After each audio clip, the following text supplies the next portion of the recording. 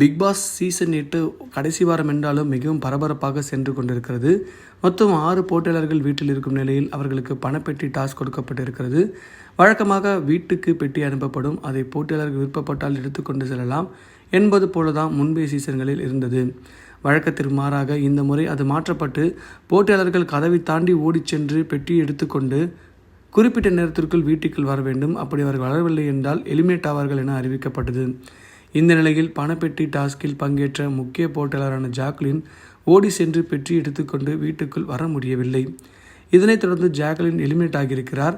இந்த சம்பவம் பிக்பாஸ் ரசிகர் எல்லோருக்கும் கடும் அதிர்ச்சியை ஏற்படுத்தியிருக்கிறது.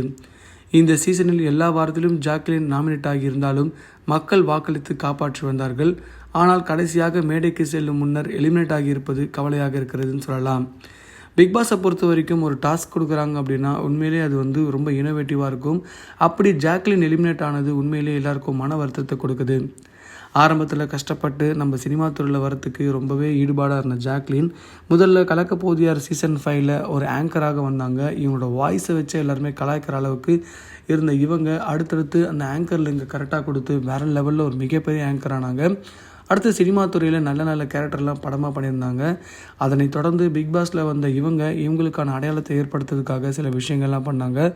ஆனாலும் இவங்க கஷ்டப்பட்டாலும் இவங்களோட உண்மை முகம் தெரிய வந்ததுனால எல்லாரோடையும் சண்டை போட்டு எல்லா வாரமும் அவங்கள கூட இருக்க எல்லா சக போட்டியாளர்களிடையே ஒரு எவிக்ஷனோட நேமோடவே இருந்தாங்க. ஆனால் அதெல்லாம் தாண்டி மக்கள் மத்தியில் ஒரு நீங்கா இடம் பிடிச்சதுனால ஜாக்லின் அந்த இடத்துலேருந்து இல்லாமல் அவங்களுக்குன்னு ஒரு இடத்த பதிச்சு மக்களோட ஓட்டு மூலியமாக இப்போ வரைக்கும் சர்வே பண்ணியிருந்தாங்க. கிட்டத்தட்ட 98 நாட்கள் பிக்பாஸை சர்வே பண்ணுறதுலாம் சாதாரண விஷயமே கிடையாது. அப்படிப்பட்ட ஜாக்லின் இப்போது இந்த போட்டியில் தோற்றதுனால அவங்க இந்த பிக்பாஸ் விட்டே வெளியே வந்துட்டாங்கன்றது எல்லாருக்குமே ஆச்சரியத்தை கொடுக்குது. இதே டாஸ்க்கை தான் ஒரு வாரத்துக்கு முன்னாடி முத்து பண்ணியிருப்பார். அவர் கடைசியாக கட்டத்தில் அந்த பெட்டி எடுத்து வந்ததுனால அவர் செலக்ட் ஆகிட்டார். அப்புறம் ஜாக்லினுக்கு எதிராக இருந்த எல்லாருமே இதனால் குஷி ஆகிட்டாங்க. இவங்க எலிமினேட் ஆனது உண்மையிலே ஒரு சக போட்டியாளருக்கு ஒரு குஷியானாலுமே ஒரு சுவாரஸ்யமான விஷயமா இருக்குமா அப்படின்னு ஆச்சரியமாக தான் இருக்குன்னு சொல்லலாம். ஏன்னா ஜாக்லினை பொறுத்த வரைக்கும் ஒரு நல்ல பர்ஃபார்மராக விஜய் டிவியில் ஒரு பிக் பாஸில் இருந்தாலும் அவங்களுக்கு எதிரிகளாக சூழ்ந்திருந்த இவங்க மூலயமா அவங்களால பெருசாக எதுவுமே சாதிக்க முடியல.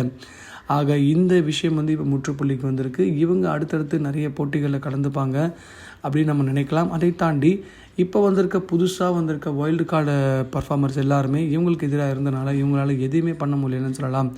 ஜாக்லின் வெளியேற்றப்பட்டது உண்மையிலே கரெக்டு தானா அப்படின்னு சொல்லி நீங்கள் யோசிச்சிங்கன்னா அதை பற்றின விஷயங்களை கமெண்ட் பாக்ஸில் பதிவு பண்ணுங்கள். இல்லை ஜாக்லின் போனது தவறு, அவங்க போனது ஏமாற்றப்பட்டாங்க அப்படின்னா அதையும் கமெண்ட் பாக்ஸில் பதிவு பண்ணுங்கள். மறக்காமல் நம்ம சினி ஜங்ஷன் சேனலை லைக் பண்ணி ஷேர் பண்ணி கமெண்ட் பண்ணுங்கள். சப்ஸ்கிரைப் பண்ணுங்கள் மக்களே.